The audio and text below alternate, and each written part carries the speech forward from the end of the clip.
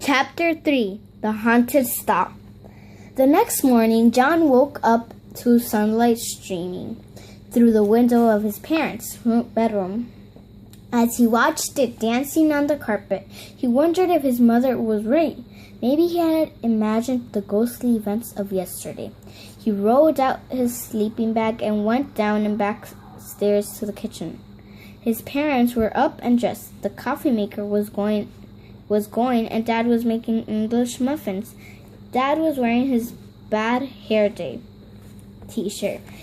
His wiry hair was sticking straight up and in the air, the way it did when he hadn't combed it yet. I found our toaster just now, said Mom. Your father went out and got juice, milk, muffins, and cereal. Wasn't that nice? Lisa's still in bed. The kitchen was flooded with light. Lisa's two golden retrievers, Spick and Span, were asleep underneath the table. John leaned over and stroked their thick golden fur. He sat down and let the sunshine streaming through the window seep into his bones. After breakfast, John felt much better. The events of the day before seemed like a bad dream. He felt he could go back to his room and start unpacking. The movers had set up his desk and bunk beds. There was still a lot to do. He opened a few boxes, searching for his music posters and computer discs. Before they'd moved, he'd been working on a story about a dog that ate a magic dog biscuit and turned into an alien. If he could find the disc, he could finish the story before school started in 2 weeks. While he was moving a box of school supplies over his desk, the phone rang. John, Dad called. It's Obadiah. Hey, man, said Obadiah when John picked up the phone. What's happening? Have you seen any old ghosts in the haunted house of yours? No ghosts yet, said John. He bit his lip, hoping Obadiah would change the subject. You wait, said his friend. My Aunt Rose says that there was a slave staying in your house a long time ago who got chased down the driveway by a soldier ghost. I don't believe it, said John. You're exaggerating as usual. It's true, said Obadiah. My Aunt Rose never lies. You'd better be careful. Thanks, Pa. If I see a soldier walking around the house, I'll let you know. Hey, can you come over? Can't, said John. I have too much to do. Okay, said Obadiah. See you. John hung up the phone and went into Lisa's room. She was changing the floor covering in her parakeet Waldo's cage. Her bird was chirping happily on his perch. He must be getting used to his new home, John decided. Lisa's cats, Nicky and Boomerang, were curled up on a blanket on top of the radiator. Oh, I wish you'd come with me to the basement, Lisa remarked. I need help fixing it up. After I wash the windows, it will be nice. There's a sink and loads of shelves. I'd rather go outside, said John, and explore the barn. Okay, said Lisa. That sounds like fun. Let's go after lunch.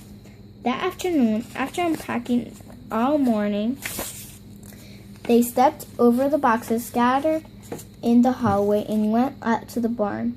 It smelled of mildew, musty hay, and mud. It had a small first story with horse stalls on either side of a wide corridor. There were doors on the ends of the building, big enough for a wagon to fit through. In the olden days, farmers probably drove their horses in one side and out the other, said Lisa. They went up to the loft and poked around, but all they found was a bunch of hay. They must be where they stored things, said John. This must be where they stored things, said John.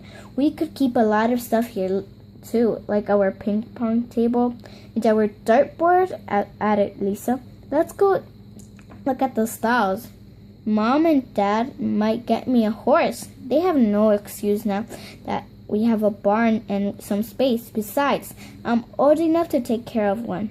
After 3 years of lessons at the McDonald's farm, I know what I'm doing. They climbed down the ladder. A well-worn bridle and reins hung from a hook on one of the walls.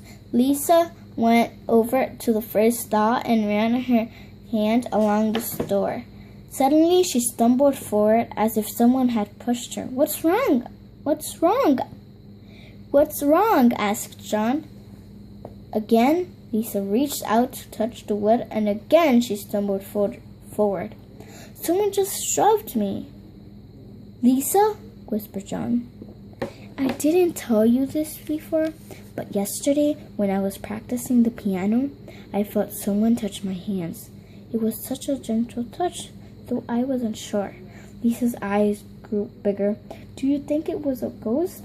Maybe all those stories are true. I bet this place is haunted.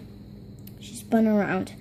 I'm getting out of here. She ran outside. John turned to follow, but as he did, he felt something lightly grip his arm. Someone or something invisible was pushing him toward the stall. He wanted to run, but his feet felt like lead.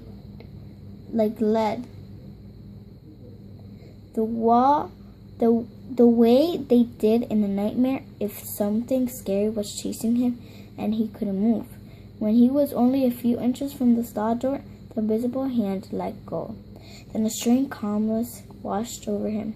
He had the feeling that the ghost, or whatever it was, would not harm him. He sensed it was trying to tell him something. He waited for a few minutes, but nothing more happened. John could hear Mom, Dad, and Lisa walking from the house. I've never heard such a thing, said Mom.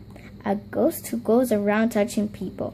We've only been in this house for 24 hours, and already you and John are telling us stories about a ghost. Your father and I haven't seen or felt anything.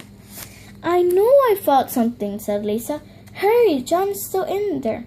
John ran to the barn door to meet them. Are you all right? Asked Dad, looking around quickly and adjusting his glasses. I think so, said John, but I did feel something. Whatever it was, it's gone now. Dad took Mom's hand and they walked over to the horse stall. They stood for a moment. I don't feel anything, said Dad. And he started to laugh nervously. You guys really frightened me for a minute. Come on, let's go back to the house. There are no ghosts here. But Mom hesitated. There's a kind of strange feeling in this barn, she said. She put her arms around Lisa and John. But you can't really believe that a ghost pushed you, said. She paused. Maybe you just lost your balance on this uneven floor. Come on, let's go roast some marshmallows and forget about this whole thing. As they left the barn, John caught Lisa's eye. Her skin was chalky white. No matter what Mom and Dad said, he could tell that she, too, knew something very strange had just happened. John looked at the fields that stretched beyond the barn. The purple shadows of late afternoon spread across the mud and stubble. The sky was a deep pink. The trees etched against it like dark skeletons. He looked over his shoulder. John wasn't sure, but he thought he saw the door to the barn swing back and forth. Had the ghost moved it, or was it just the wind?